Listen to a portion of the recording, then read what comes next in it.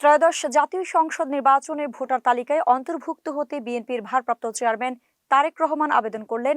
একই সাথে তার মেয়ে জাইমা রহমানও আবেদন করেছেন। নির্বাচন কমিশন জানিয়েছে, এ বিষয়ে আগামীকাল রোববার সিদ্ধান্ত নেওয়া হবে।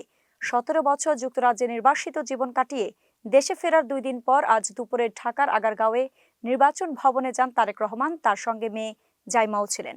নির্বাচন ভবনের পেছনে নির্বাচনী প্রশিক্ষণ ইনস্টিটিউট ভবনের একটি কক্ষে গিয়ে ছবি তোলা, 10 আঙ্গুলের ছাপ দেওয়া, চোখের আইরিশ ও স্বাক্ষর করার কাজ সারেন তারেক রহমান ও জাইমা রহমান।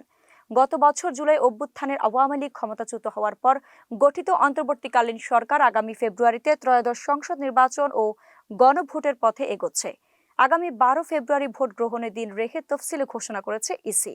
তারেক রহমান সপরিবারে গত বৃহস্পতিবার দেশে ফিরলেও এর আগেই বিএনপি সংসদ নির্বাচনে অধিকাংশ আসনে দলীয় প্রার্থী ঘোষণা করেছে। সে অনুযায়ী পৈতৃক এলাকা বগুড়া 6 আসনে ধানের শীর্ষে প্রার্থী হিসেবে প্রতিদ্বন্দ্বিতা করবেন তারেক রহমান।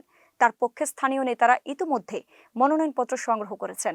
সংসদ নির্বাচনে নিজের প্রথম অংশগ্রহণের 1.5 মাস আগে ভোটার তালিকায় নাম তোলার প্রক্রিয়া সারলেন তারেক রহমান।